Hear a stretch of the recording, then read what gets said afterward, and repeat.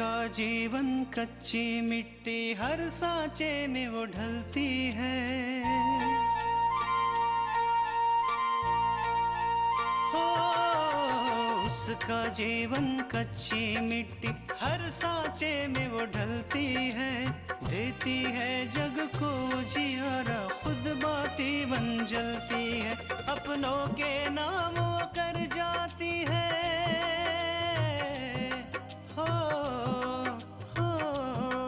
अपनों के नाम वो कर जाती है। सारा जीवन अपना बन के बेटी भाभी माँ वो सच कर दे हर सपना। सुकन्या सुकन्या सुकन्या हमारी बेटियां। मैंने उस बाबा के चेले की कुटिया देख ली थी।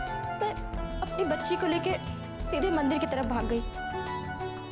और जब उस तांत्रिक को ये पता चला, उसने तुमसे कुछ कहा नहीं? पैसों का इंतजाम हुआ? नहीं हुआ। इतने सारे पैसे कोई देने के लिए राजी नहीं है। लेकिन पैसे दे देना ही इस समस्या का हल नहीं है। आकांक्षा, ऐसे तांत्रिकों को सबक सिखाने के लिए हमें कुछ न कुछ तो करना ही होगा, वरना धीरे धीरे समाज में अंधविश्वास बढ़ता ही जाएगा।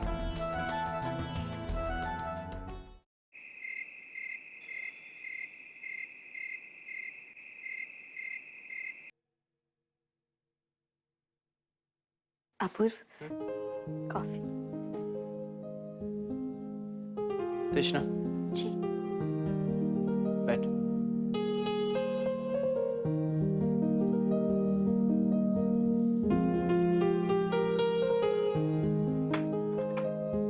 नाराज हो? नाराज? और हम नाराज तो आप हमसे। हमने आपकी शाम जो खराब कर दी।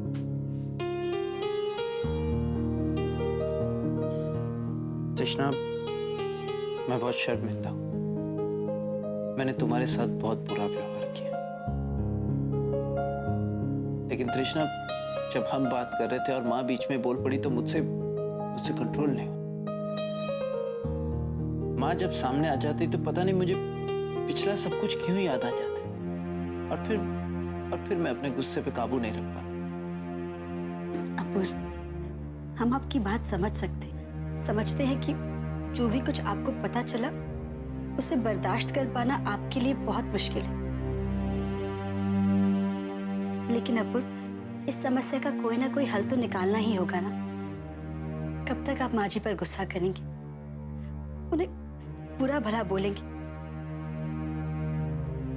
इन सब चीजों से इस बात का हल तो नहीं निकलेगा ना। तृष्णा, मैं भी यही चाहता हूँ कि मैं पहले की तरह मुस्कुराऊं, सबसे बातें करूं, खुलकर जीऊं। लेकिन पता नहीं क्यों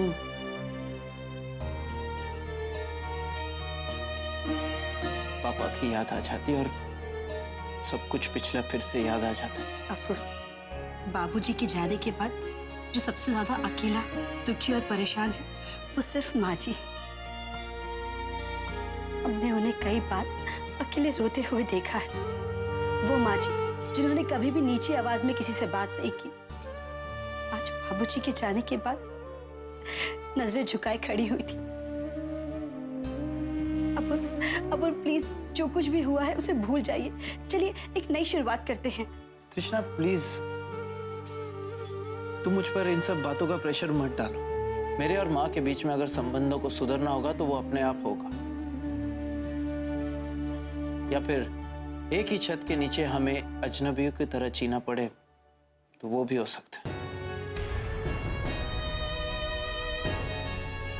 मैंने सब कुछ समय के हाथ में छोड़ दिया।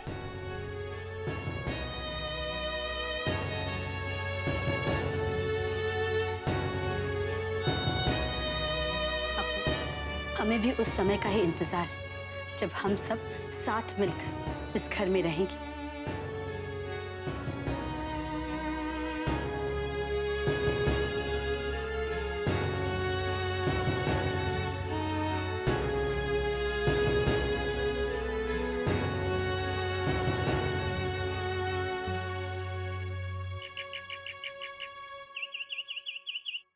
माँ, मेरे दिमाग में एक प्लान है।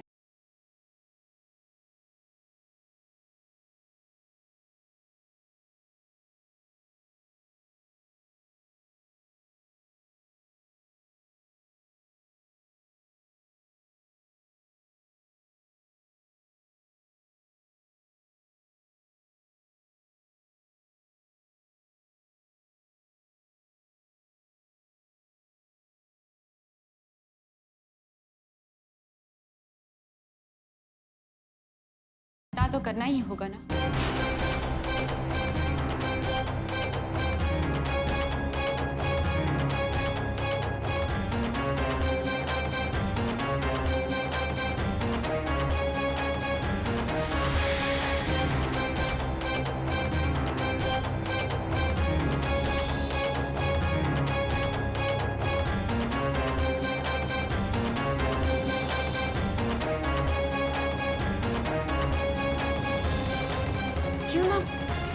क्यों ना आसपास के लोगों से पता किया जाए।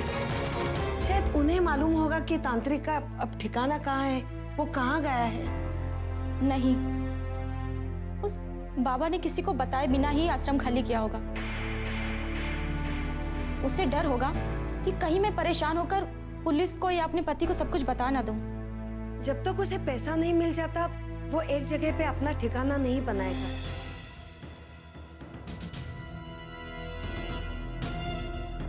या फिर ऐसा भी हो सकता है कि उसने किसी और को फंसाया हो और उनके घर में रह रहा हो। हाँ माँ, आप ठीक कह रही हैं, क्योंकि ऐसे लोगों का कोई भरोसा नहीं होता। मुझे तो बहुत मुश्किल लग रहा है, कैसे हम उस ढोंगी बाबा का पता लगाएंगे? कौन करेगा हमारी मदद? मुझे पता है कि हमारी मदद कौन कर सकता है।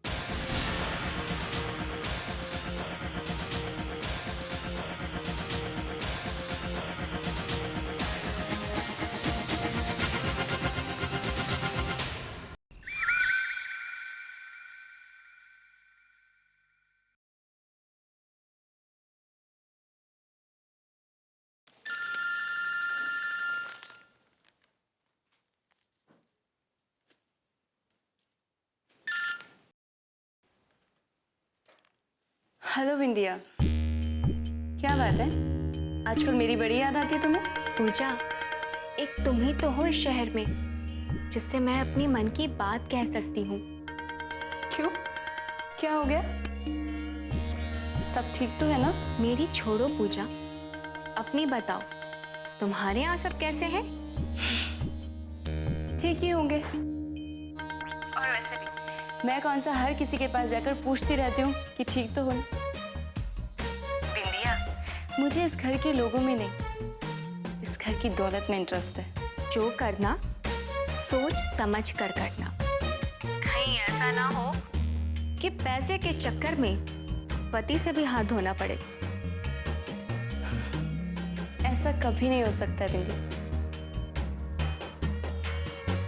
वो क्या है ना कि विशाल मेरी मुट्ठी में है, वो मुझे छोड़ने की सोच भी नहीं सकता।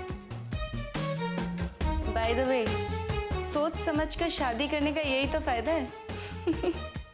सुकन्या हमारी बेटियां,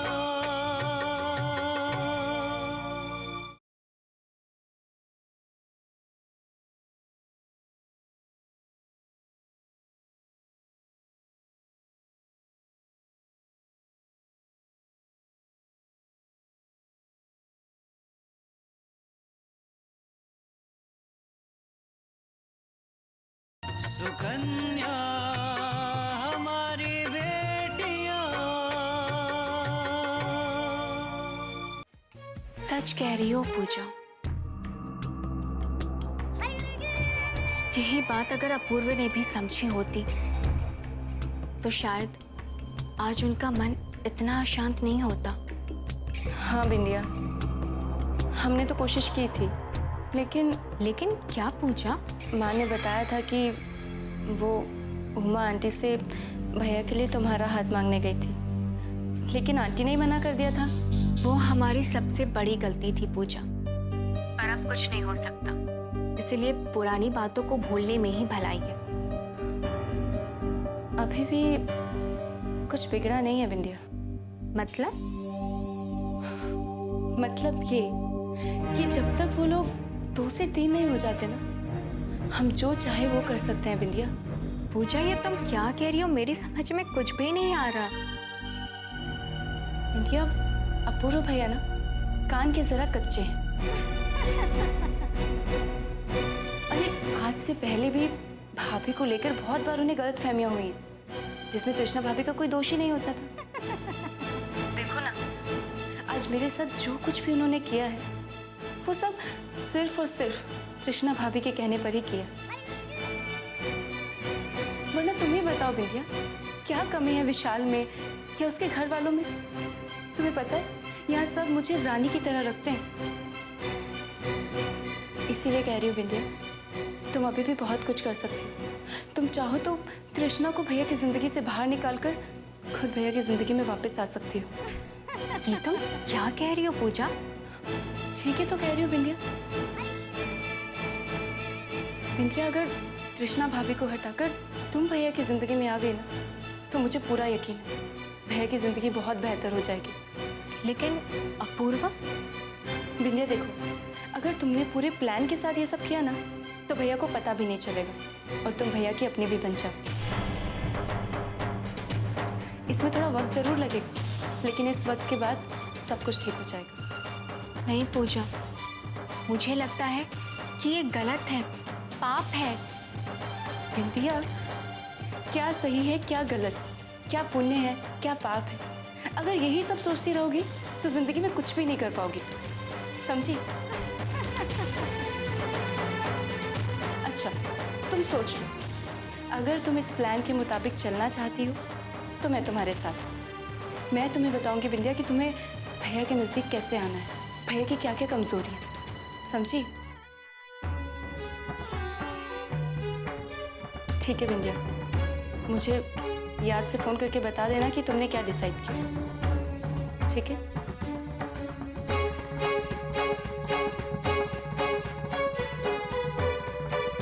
पूजा, तुम्हें मुझे कुछ सिखाने की जरूरत नहीं है। मैंने शुरुआत तो कब की कर दी है। तुम भी मेरे लिए एक मोहरा हो, वरना ननद की किसको जरूरत है? तुम्हारी बारी बाद में आएगी। अभी तो मुझे सिर्फ तृष्णा पे ध्यान देना है। सुकन्या हमारी बेटियां,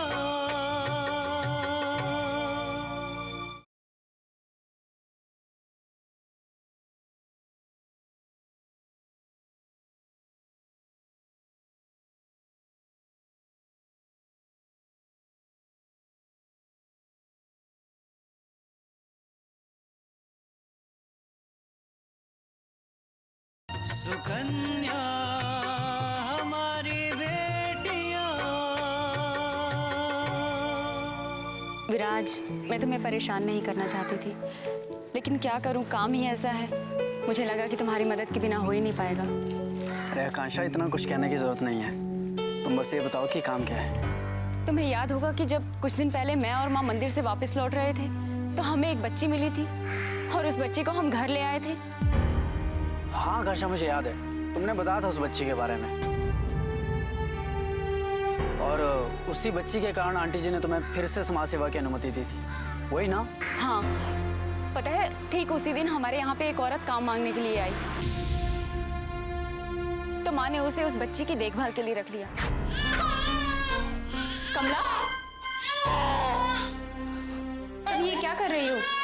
वो मैं बच्ची रो रही थी तो उसको सुलाने की कोशिश कर रही थी। बुखार बहुत तेज है, मैं आज घर नहीं जाऊंगी, मैं आज इसके पास ही रहूंगी।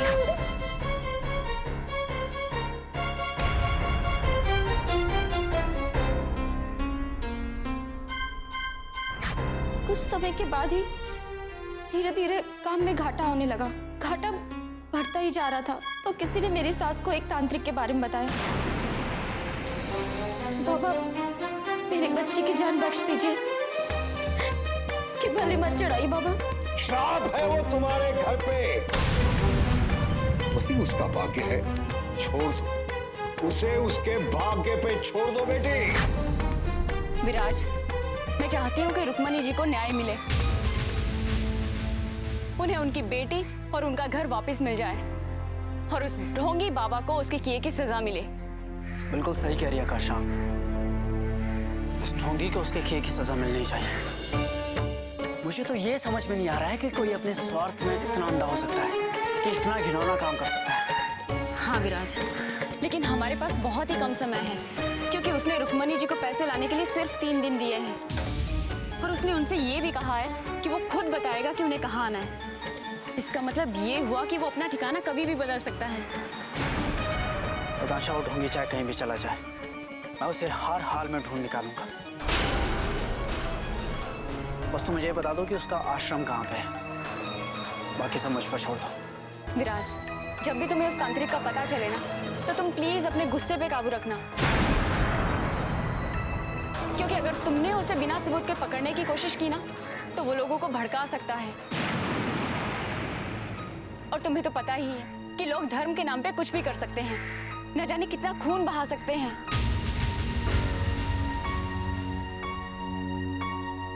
अब निश्चिंत रहिए आकांक्षा, मैं ऐसा कोई कदम नहीं उठाऊंगा जिससे रुक्मणी या उसकी बेटी को कोई परेशानी हो। मैं बस उस तांत्रिक का ठिकाना पता लगाऊंगा और उसका ठिकाना पता लगाते ही सबसे पहले तुम्हें फोन करूंगा, ठीक है ना? अगर तुमसे ये काम हो गया ना, तो मैं तुम्हारा एहसान कभी नहीं भूलूंगी। आकांक्षा, इसमें एहसान वाली कौन सी बात है? हम एक दूसरे की मदद कर सकते हैं, एक दूसरे के काम आ सकते हैं, इससे अच्छी बात और क्या हो सकती है? हाँ, लेकिन अगर ऐसी बात है तो फिर मुझे तो आपका वो बहुत ज्यादा वाला एहसान मानना चाहिए, है ना? क्योंकि आपने जो मेरी माँ के लिए किया वो कोई और दूसरा नहीं कर सकता।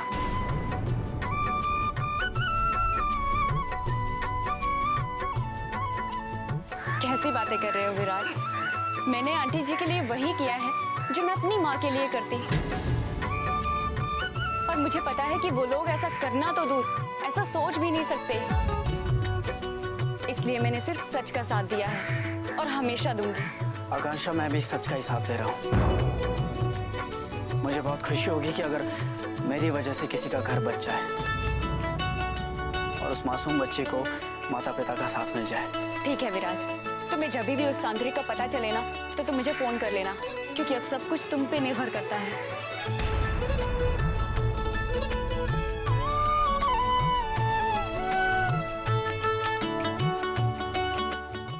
सुकन्या हमारी बेटियां,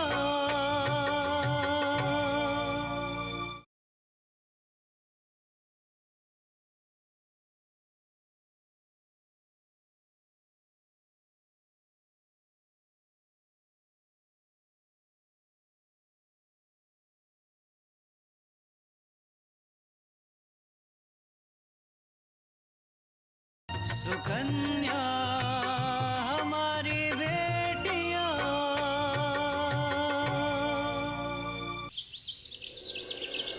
पूजा सही कह रही है। कृष्णा वो लड़की ही नहीं, वो इस लायक ही नहीं है कि उसे इतना ऐशो आराम, धन दौलत, इतनी आजादी मिले। जिस सब कुछ तो मुझे मिलना चाहिए, जिस सब मेरे लिए, बस कृष्णा के लिए तो बिल्कुल नहीं। विद्या,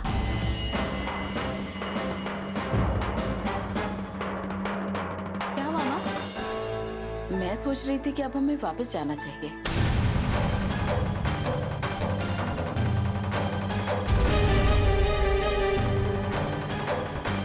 कहाँ माँ?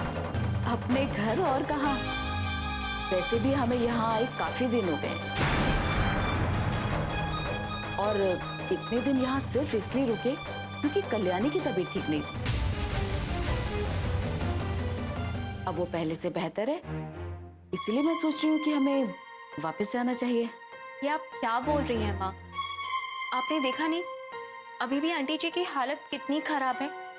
कल जब पूजा की शादी को लेकर अपूर्वा आंटी जी पर कितना गुस्सा हो रहे थे और जब कृष्णा आंटी जी का पक्ष ले रही थी तो अपूर्व उस पर भी गुस्से हो रहे थे। मेरे ख्याल से माँ अभी हमें यहाँ रुकना चाहिए।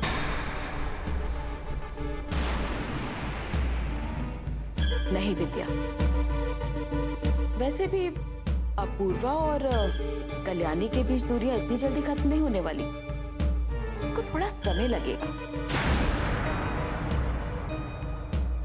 कृष्णा है ना यहाँ पर, समझदार है, संभाल लेगी। तू जल्दी से अपना सामान लगा ले, मैं कल्याणी से बात करके आती हूँ। हम कल वापस जा रहे हैं।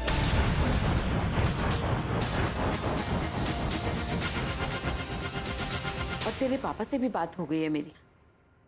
एक मिनट माँ। बाबूजी से मैं बात कर लूं।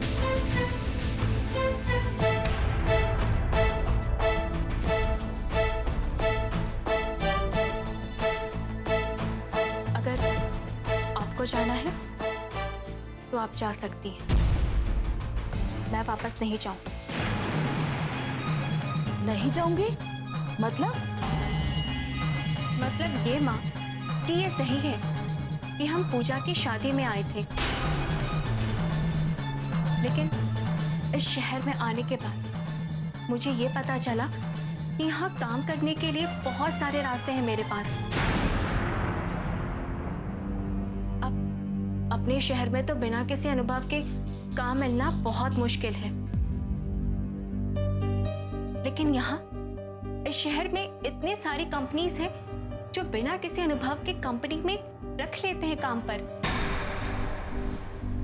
हाँ, ये जरूर है कि थोड़े कम पैसे मिलते हैं। वो बात ठीक है बिंदिया, लेकिन इस तरह से दूसरों के घर में रुकना अच्छी बात नहीं है। और फिर पता नहीं तुम्हें नौकरी कब मिले। इसलिए तो मैं कह रही हूँ माँ कि अभी आप वापस चले जाइए। थोड़ी दिनों में नौकरी ढूंढकर मैं आपको वापस बुला लूंगी। नहीं बिंदिया, मैं अकेले नहीं जाऊंगी, तुम्हें भी मेरे साथ चलना होगा, समझी?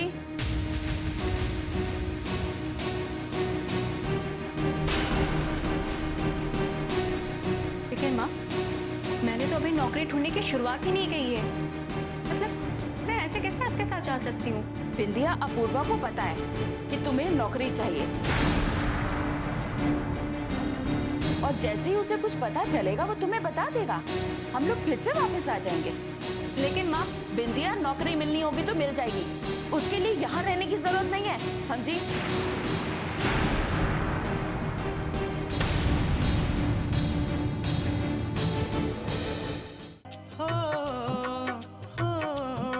अपनों के नाम वो कर जाती है सारा जीवन अपना, बन के बेटी भाभी माँ वो सच कर दे हर सपना। सुकन्या